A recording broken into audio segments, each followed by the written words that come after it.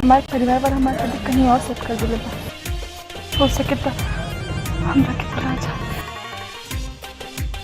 भुलाते जाई, लेकिन ये दिल के भुलाए खातिर कुछ ना कुछ तो करने के पड़े।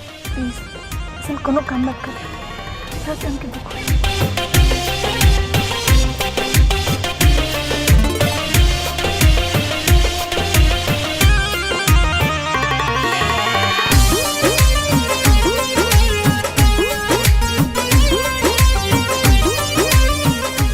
और का हाल बा हो? ठीक बा, अभी हम कॉलेज से आवत हनी, कुछ देर बाद बात कर। चलो ठीक बा, बाय।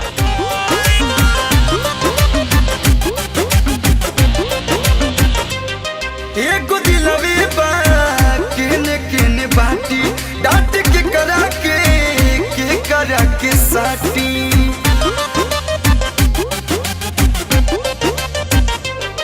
एगो दिलवे बा केने केने बाटी डांट के करा के साटी।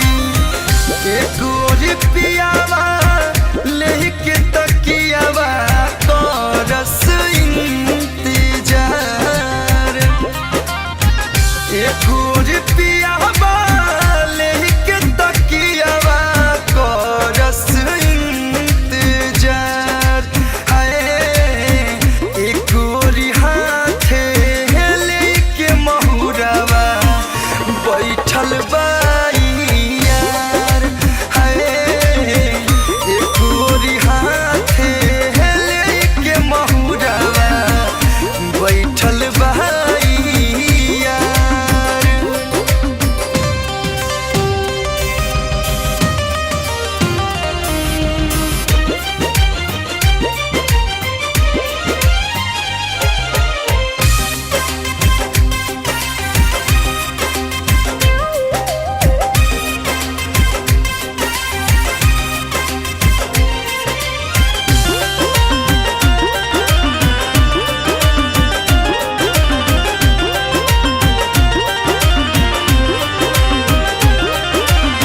शादी वाला बात जब से चलताते गम में दीवाना रोजे गलताते।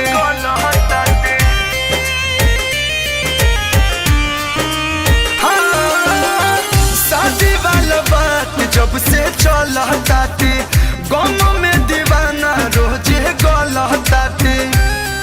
बने वाला बबल मुँह तो खुश होता, बाकी हमारो दर्द महसूस होता।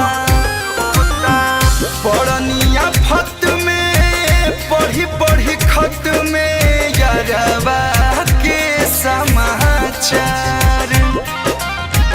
पढ़निया फत में पढ़ी पढ़ी खत में यारवा के समाचार। है एक हाथे लेके महुरावा बैठल बा यार।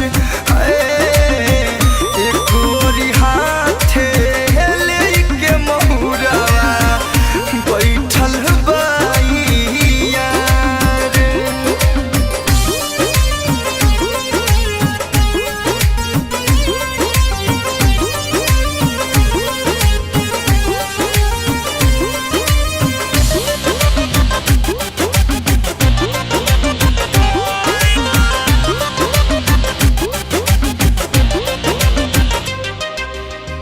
खिस में जे कलू कुछ कली है हो, हमारे पड़ोस लोग डाली है हो।